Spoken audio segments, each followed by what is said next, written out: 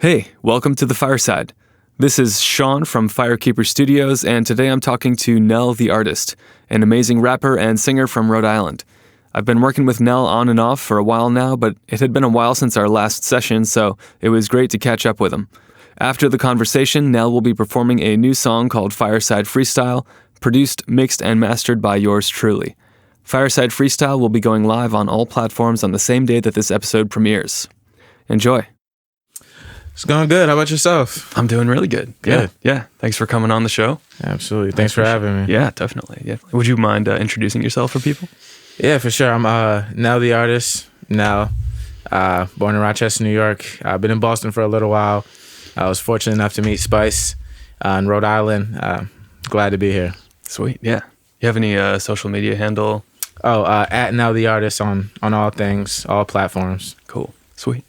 Yeah. So, yeah, born in New York. How did you get into music? What was your kind of introduction to it and stuff? Well, I always rapped and sang growing up since I was small. Just Michael Jackson, Chris Brown, pretty much all of the above there. So what got me into music, the idea of making music, because I used to do these little freestyles on Twitter, and then it turned out being a little rap battle between me and my boy. His name is Trey, and one of my videos went viral, so I just was posting them every week and got a little buzz that way when I was like 13, 14. Nice. And then so I was just rapping. People liked them. And then the story, actually, I had mentioned how we met. That was actually my very first song, my first time recording in my life, actually. First time stepping foot inside of a studio. Chris Sapp, one of my boys, we met at a party one day. We were rapping, and I believe he was one of the people that went to your studio. And that was my introduction. He said, "Oh, you should come to the studio." And I went, and here we are. Yeah. Is that song out? It's been like so long. Oh, absolutely not. But no, that's only because I've made better music since. It's a great song. Yeah, it's been a long time since that. It must have been like 2018 or something, maybe. Yeah, like 6 years ago. Maybe. Something like that. Yeah, jeez. Yeah. Are you the type to like take down old stuff or?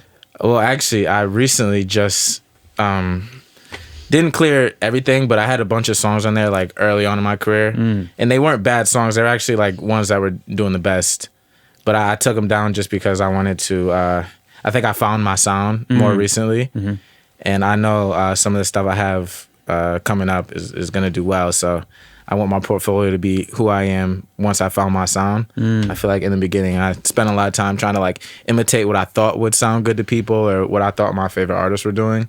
And then once I found my own unique sound, that's when I want to stick with. I feel that, yeah. Do you have any music out right now that you feel like encapsulates that? Honestly, I have no idea, because as much as it is my sound, is really all over the place. Like there's no two songs that are alike, and I honestly don't know. Because I noticed that it's been probably like 8 months or so since your last song. At least on like looking at your Spotify and stuff. Have you been like working on stuff or like honing your sound, or what's the pause? Can you explain this pause in time that you've had? Honestly, it's not even intentional. It's mostly because one, I live an adult life. I work in tech sales, so that takes up a lot of my time.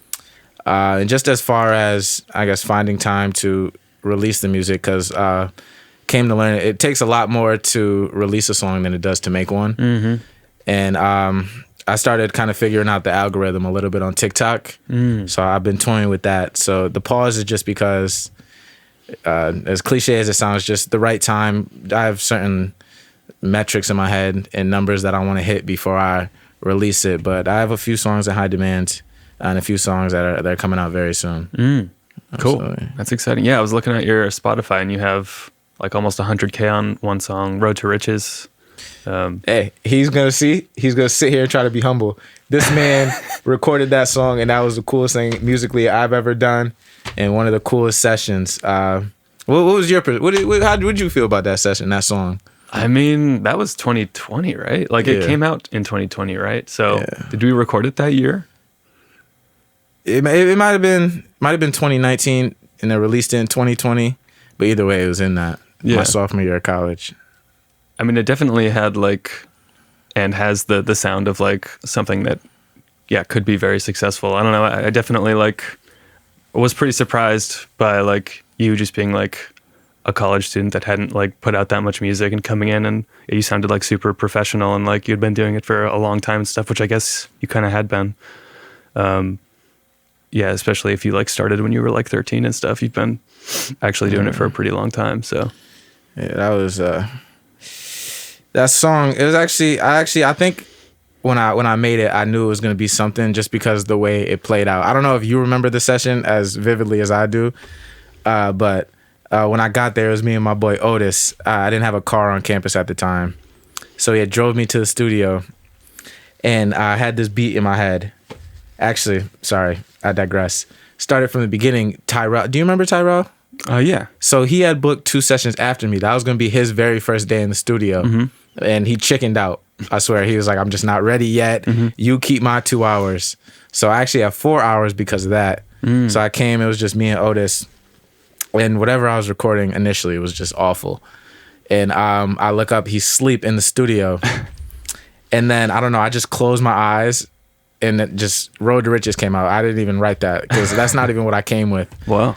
And then it came out, and I look up and there's like 8 people in the studio. My friend brought a hookah. He had it sitting on the table. There's bottles, and then it ended up being a fun session. And I think that was a lot to do with how the song came out. Yeah. It's been a little while, so having the memory jog was nice. But yeah, no, I do remember that. Yeah. Have you kind of leaned into promo in that song, or like what do you think led to the like amount of plays and stuff that it has right now? That was actually, so I recorded the song. I held on to it for a long time. I don't know why, probably football season or something. And then I like posted a snippet of it in the studio, and it just got more comments and likes than I was used to. So then I was like, okay, I got to drop it. So when I dropped it, I posted a TikTok, and this is why they also say you should drop the song before you post it. So when people hear it for the first time and they want to hear it, they could go hear it.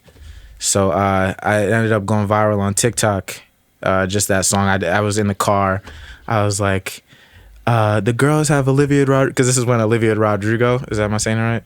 This is whatever, but this is when she was going super viral at the time. She had the song Good For You.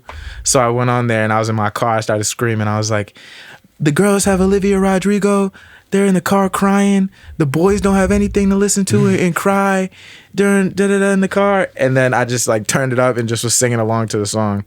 And it went viral. And then, mind you, my dumbass. Am I allowed to curse? Yeah, for sure. Okay, cool. So my dumbass, the song blew up on TikTok, and I didn't know how to like market or anything. So I'm not posting no more videos to it. I'm just riding this one song.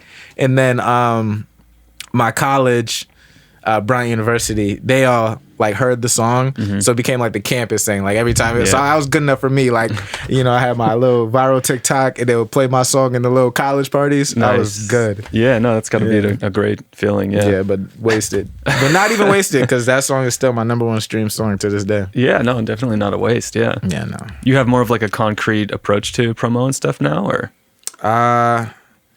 No, I'm still figuring out, in the sense where like just throwing shit at the wall, seeing what sticks.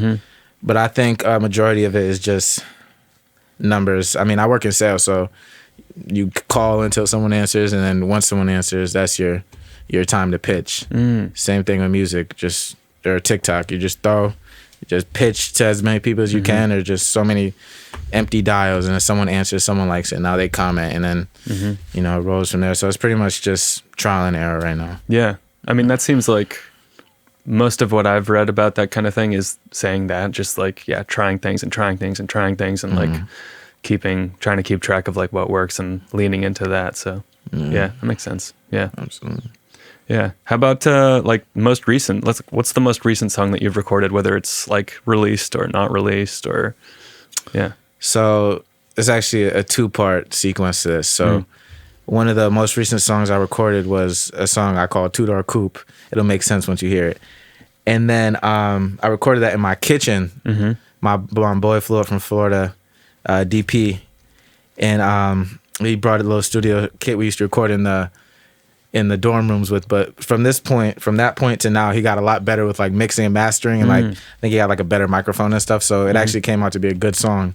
And then I went to the studio and made a two-door coupe part 2 after that. So that's gonna be like one release, and that was what I recorded most recently, and I think that's like the closest to my sound that I've found so far until I find something else. Cool. Yeah, and when we were talking about like the song that we're gonna record today, I remember you asked if I had any like country vibe stuff. Is that like a lane that you're thinking about going down, or what was that about? It's just because it's the one thing that I haven't like fully done. Because I did this rock song. It's like full heavy metal. Like it all makes, if they care enough to go listen to it, I promise you it's gonna make sense. But rock songs.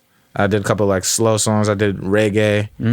I did a pop song. So I just wanted to do the country song as a freestyle, just because I was gonna do more vocally, but I think I got something else I want to do with the beat we talked about, which I still think is very different than what I think I would have picked if I didn't want to experiment.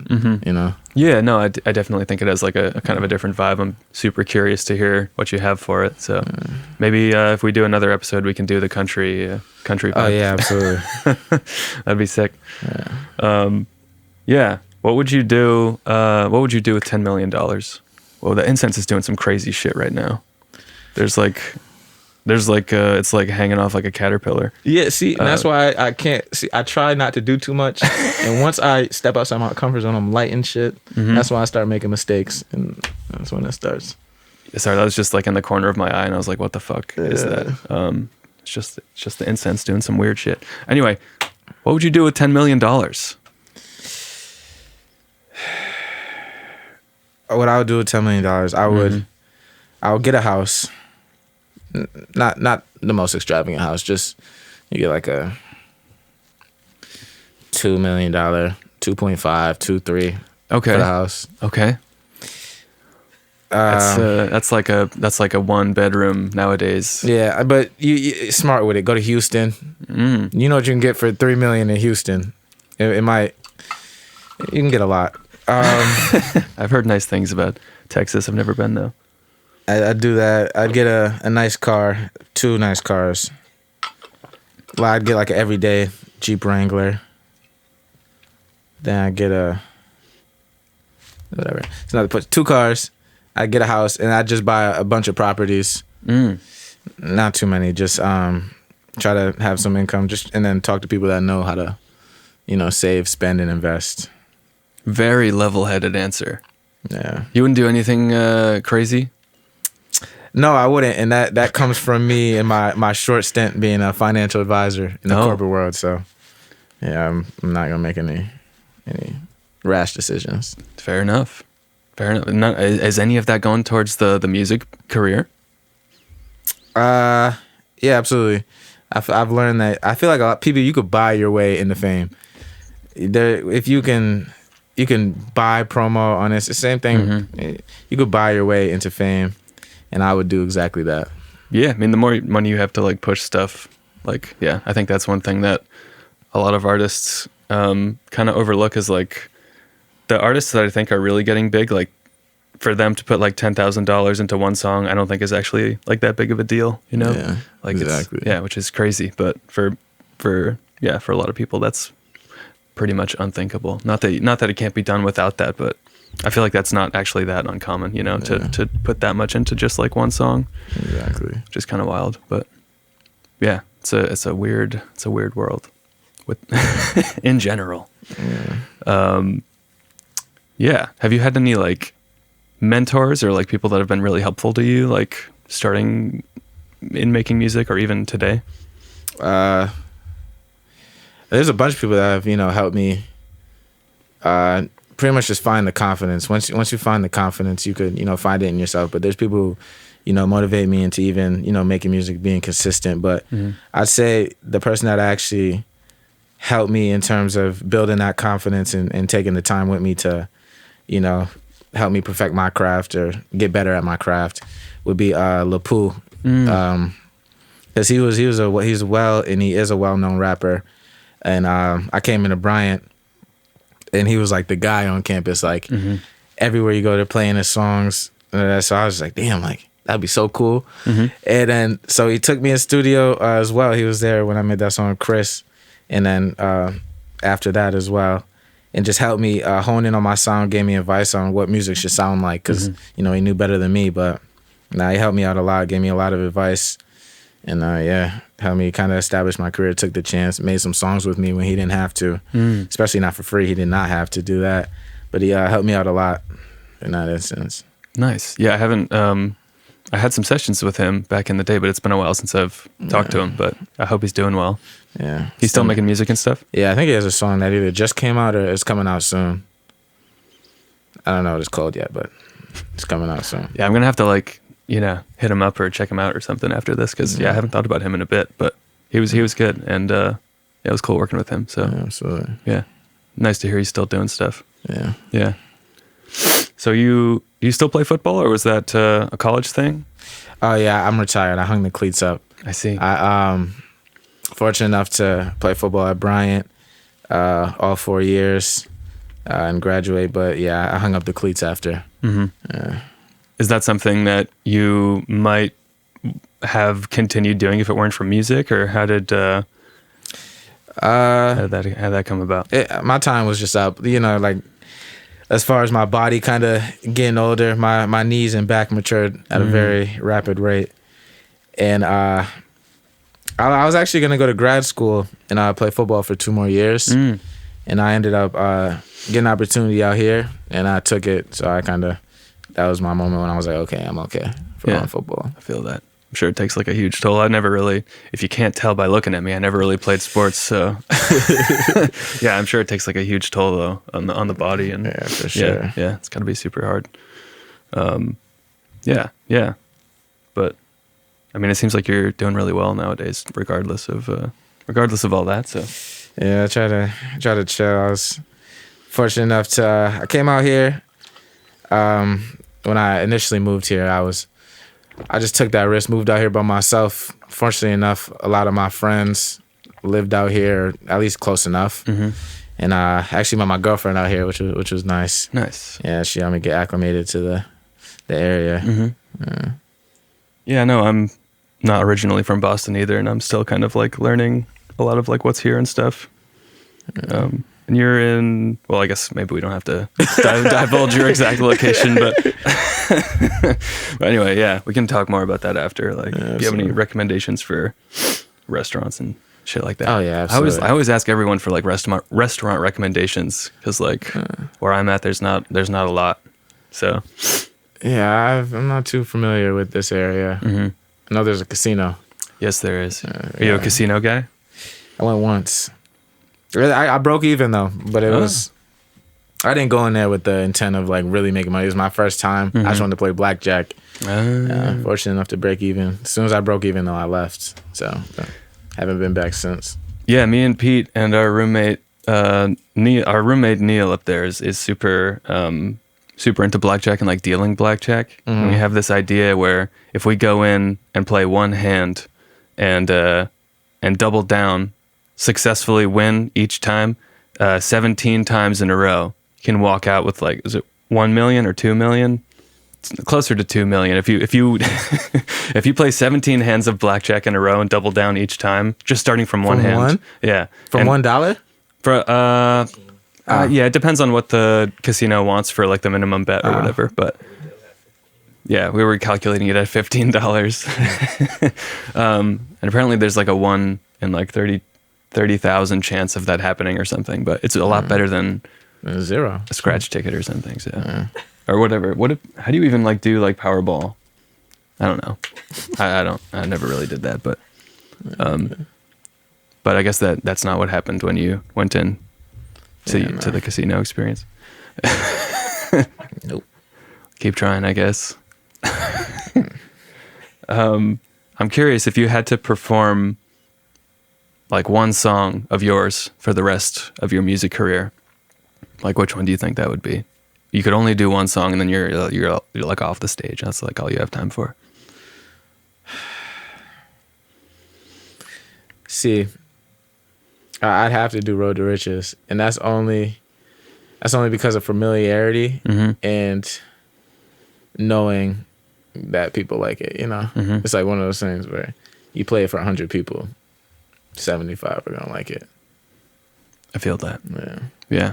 It's always the one where people are like people who don't know me, who aren't familiar. When I'm on stage, I just like see like when the beat drops, I just see like they're like they might look up from their phones or for a second and pay attention. But it's one of those songs. And you do have some experience. I see the videos of you performing live and stuff. Have you been doing a lot of shows lately? Or do you have any coming up? This is probably going to come out in like late July, I think. I forget. We were looking at it yesterday. Probably late July, early August. But you have any shows like coming up that you're excited about? Yeah, absolutely. I've actually a show in my hometown. Wow.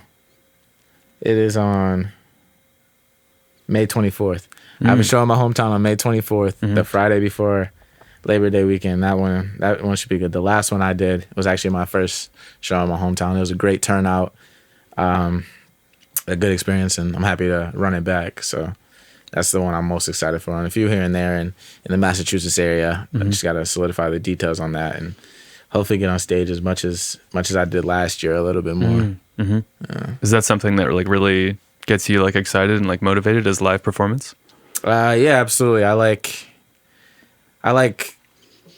know. I don't like imagining people are listening to my music. Like I like being there and seeing them listening to my music and how they react live when first time they hear it and things like that. Yeah, it's got to be pretty exhilarating and stuff. Absolutely. Yeah. What else like gets you motivated to make music and just live life and stuff? Honestly, I just love making music. I just love expressing myself. I'm a critic when it comes to listening to music, so I'm picky with who and what I listen to and what songs I like, and why not take it into your own hands? Like if you can make the songs that you want to listen to, that's what I try to do. So totally, yeah. I think that's one of the coolest motivations to make stuff. It's just making exactly what you want to hear. Yeah, that's sick.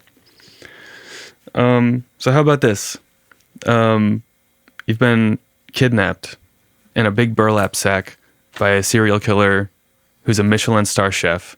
He's got you tied up in his basement. I've been asking this for like most of the recent episodes. He's got you tied up in his basement. It's your last meal. He's about to take you out. There's nothing you can do, but he's going to cook you whatever you want right before the final whatever it is. Yeah. What do you have in?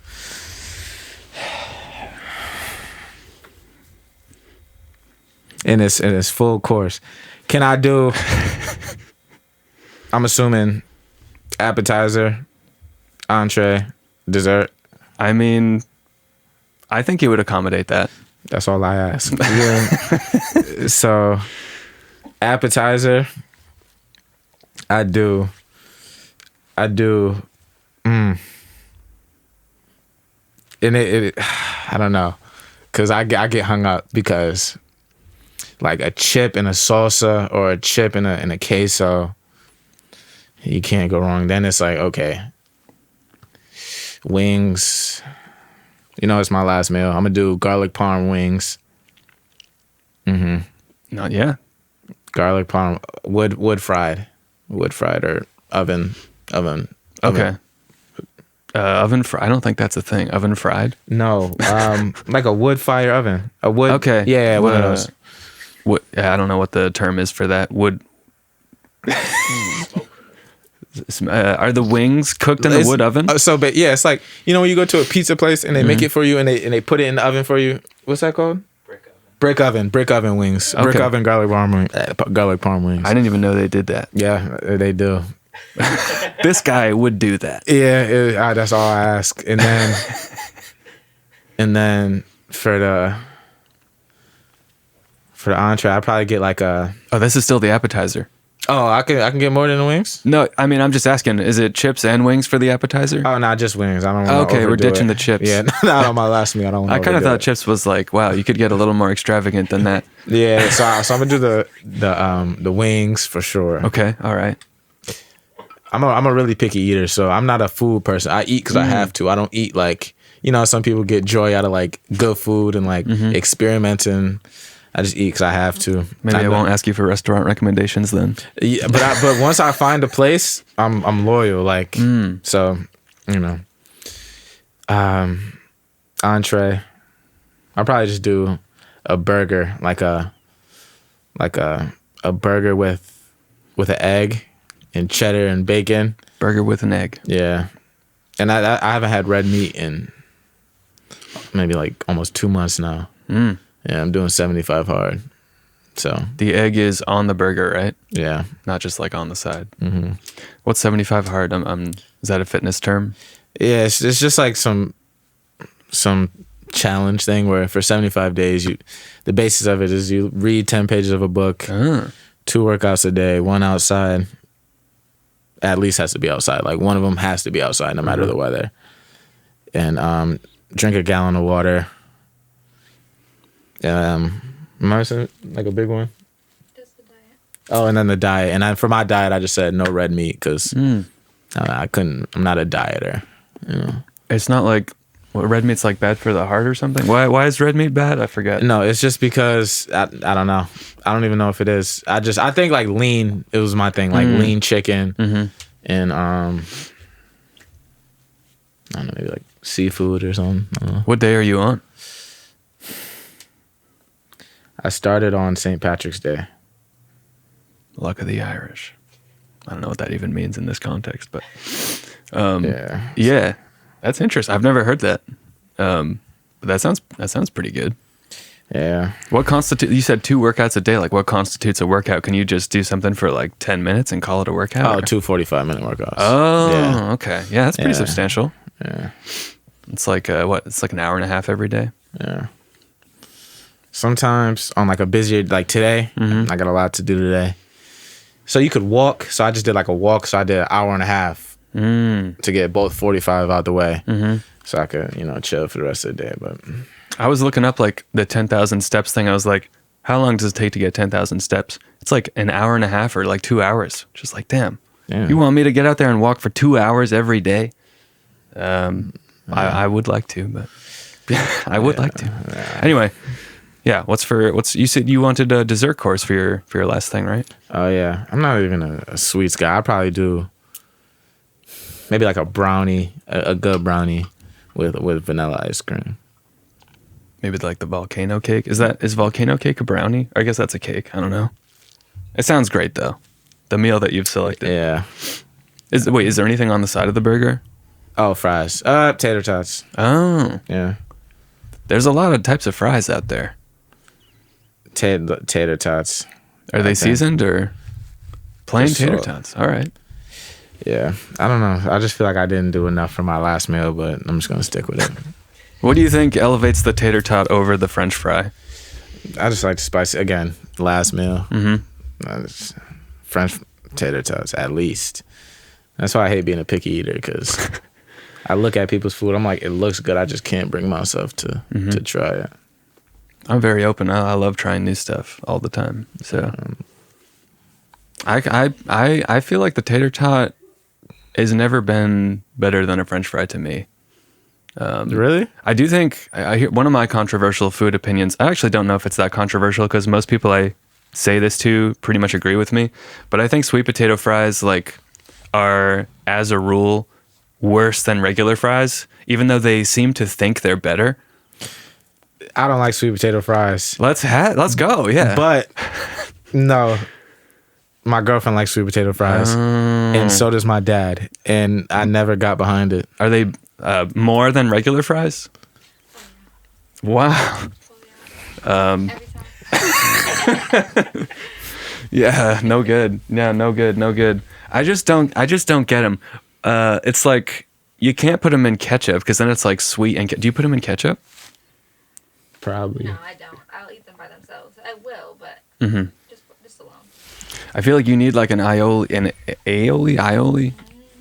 for like a sweet potato fry or something like that. And who has that, right? Not I. Never will either. Not aioli. Nope. Yeah, no, sweet potato fries. I I mean, I guess the jury's out, but I personally believe that they are inferior. Maybe I'll start asking this to like all the guests and get like. No, you should. I don't think I couldn't believe that many people. You like sweet potato fries? I like them, but I think the French fry. I'm on Sean's side. They're good. Like I eat them, but the French fry, they're all right. The French fry is better. Do you like them more than regular French fries? Yeah, I don't like the odds in this room. So basically, you ask 5 people, 4 people, 25% maybe like sweet potatoes that much. Right. Maybe. But I feel like they're usually like an upcharge though on menus, which is like, what's up with that? It's no harder to get a sweet potato over a regular potato. We're in America in 2024. You can get that at any grocery store. Yeah, so this is no third world country. And even then, like, but you know. Yeah. Well, I know that was a pretty controversial topic. But anyway, no, I got a good idea of the last meal thing. I'm picturing it. Sounds delicious. Mm-hmm. I think you did a good job on it. So tater tots over sweet potato fries. Mm-hmm. Honestly, most people are scared to ask for the appetizer, the entree, and the dessert. We haven't had people doing that. They're scared.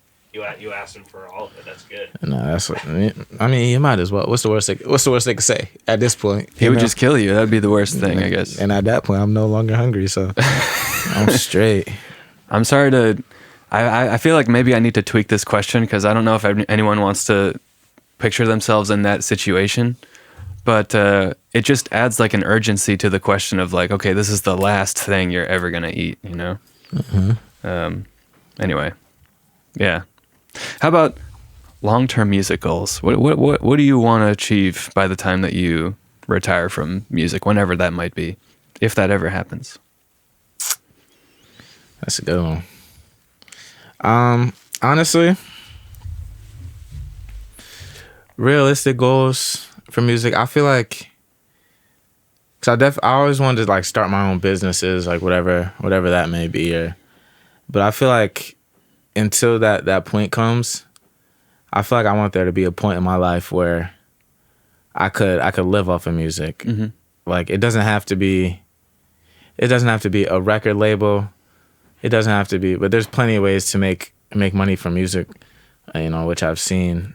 I've been fortunate enough to, you know, have the opportunity to earn income from, you know, a talent of mine. Mm. But I feel like if there was ever a point where I had people that wholeheartedly supported me and wholeheartedly would come to a show if I had one and are willing to pay their own money to, you know, come see me, and I was able to, you know, live off of the fruits of my labor in terms of music, I would take that as I made it. Mm-hmm. And, you know, I don't want to, I hate the term put my eggs in one basket because it sounds like if I say I don't want to do that I'm like not serious about it. But, mm-hmm. you know, I definitely, I see myself being, I'm an artist, but I'm also, you know, a person, you know, that likes to, you know, do things and be around certain people. And I see my life being a certain way, but I think music-wise, if there was ever a point before I, you know, hit a certain age where I was able to live off of it, mm-hmm. I would deem that as I made it in my eyes, music-wise.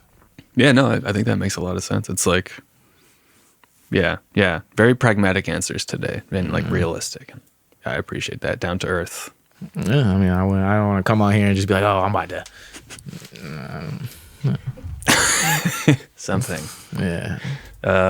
Yeah. No, I mean, I think that's doable, and I'm curious. Like, you were just talking about like currently making money off of music. What do you think has been like the most like kind of profitable way to kind of monetize your music career so far? I would say streams, if they really do add up. Mm-hmm. Once you break into the hundreds of thousands. I mean, it might not give you, you know, $100,000 or a house, but it'll give you, you know, a couple $1,000s a year. You know, and to me, it's like, okay, like I went to a studio, I paid $100 for a studio session, I got $4,000 from a song. You know, like, yeah, no, that's amazing. Yeah, you know, good return on investment. But I would say streams, they definitely add up. And there's also ways, you know, I haven't been as serious about executing as much as, you know, I've looked into it and, you know, done research just in terms of different ways of revenue that might come virtually. There's like Discords and you know, things like that. If you know you have a local fan base that actually, you know, cares about what you're doing or, you know, what you have to say, you know, they'll pay to hear it. So I would say like Discord is something I was looking in. And yeah, so that's all I got, honestly, in shows. And then ticket sales, profiting from that. That was a majority of my income as well. Just, you know, not just selling myself, because at the end of the day, if you don't really enjoy the music, it's hard to sell a ticket. You have to sell an experience. And I think that's where a majority of, you know, ticket sales and people being willing to come listen to me sing on stage because, you know, they feel there's something that it could benefit them. Yeah. Yeah. No, that makes sense. It's interesting to hear like the numbers associated with like that many plays and stuff. And yeah, I'm glad you've been able to get some profit out of music, because I think a lot of people put so much effort into it and it doesn't always have like a monetary return. So it's cool to hear that, you know, people are doing it and having success and stuff. Yeah, absolutely. And you deserve that success for sure. Do you have any like unexpected like favorite artists that are maybe like outside of the genres of music that you tend to make? Oh yeah, for sure. I would say my favorite artist of all time, and this isn't even just like I'm just saying it because you asked me that. Like if you asked me like top 3 anyways, I would have definitely said Amy Winehouse. I could vouch for that. Like I wholeheartedly really enjoy, you know, Amy Winehouse. I don't really listen to, like, if you just hear me listen to music, you might hear A Boogie Rod Wave just because, you know, I like that kind of music. I like those 2 artists. But other than that, it's Morgan Wallen, and that's all I listen to, honestly.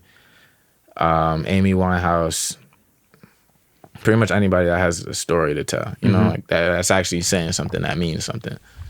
That's who I listen to. So it doesn't even matter how it comes. Morgan Wallen, you listen to his songs, it's like how people listen to Rod Wave, I think. Like, it's a story. He's saying something. It'd be like a crazy-ass metaphor.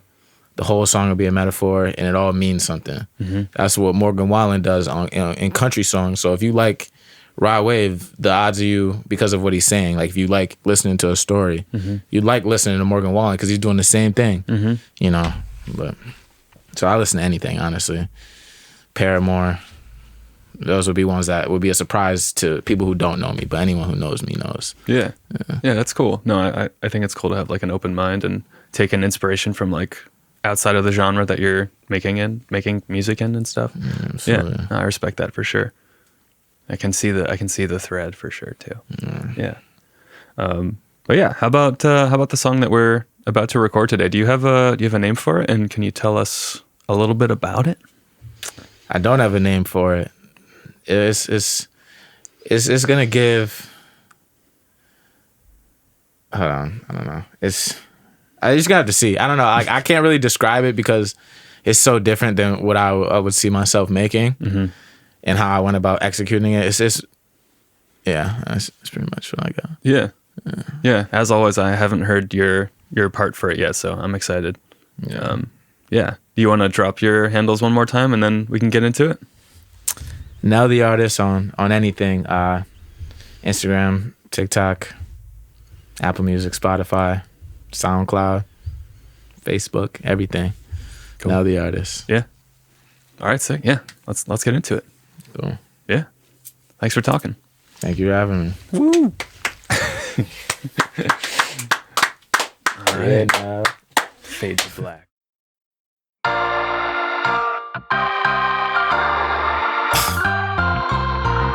I put it on you. I smoke my weed and let my soul fly. I'm high as a bitch. No creases on these forces and they white like Taylor Swift. I be stepping. Oh Lord, I be stepping. Every night feel like a battle for my soul. Devil calling, I'm not picking up the phone. Lord protect me from my thoughts. I be crashing out when I'm alone. All I wanted was a heart to call a home. Of course I wanna bust down. Them diamonds come from pressure. Catch me if you can. I been stepping with them steppers. Heart on my sleeve. I done seen blood on my Margiela. I'm walking in that rain. I don't even check the weather. I just wanted my stripes. Like a referee. Seen him on that stove, but what he cooking wasn't recipes. Hard to go to class. My day to day was like a test to me. Tell that boy a dog. We on the way. We checking pedigrees. Every Everybody tough until it's time to face your fears. We pop out after dust, that's why we shine like chandeliers. The way he work with text, you think that boy an engineer. I went and got some carrots when the vision wasn't clear. Free my dog, spinning here, we on the way. We shining, she let them diamonds dangle in her face, cause she blinded. Hey, lately I've been in a different state, come and find us. Them losses really gon' test your faith while you grinding. Niggas hate to see you solid, I've been winning. I stack it to the ceiling. I knew I was a star when I was singing Road to Riches. When I was singing Road to Riches. Now I'm on the road to riches. They see them pretty bitches in my section. They never see my battle with depression. I'm staring at the barrel of this Wesson. I'm supposed to use this bitch for my protection. Be damned, I use these hands and take away my mama blessings. Pray to God that I see better days before I see them heaven gates. Like gave me these lemons, I'm so sick of drinking lemonade. Gangsters never dance, I done seen plenty moving renegade. Lights so black and white, why it's so hard for me to segregate? Say pain make you a man, that rain make you a soldier. I still don't understand, I'll probably get it when I'm older. Through the pain I just be chilling, I been staring at that ceiling. Can't wait to free my soul, sometimes this body feel like prison. And sometimes I feel the guilt of the survivor. Heart on my sleeve is blood on my attire. Death coming threes and I don't want no blood on this designer. Chase fire and desire, we on the road to riches, baby. You know where to find us on the road, okay? Ask me, baby, when you coming home, okay? Until I make a milli, I don't know, okay? Until then, just keep picking up that phone, okay? I'm on the road, okay? She asked me, baby, when you coming home, okay? Until I make a milli, I don't know. I don't know, I don't know, I don't know. Baby, I love it when you say my name. I put it on your neck. I said, baby, I love it when you say my name. So say it with your chest. I say, you're still my baby, but you drive me crazy. You're still my baby, but you drive me crazy.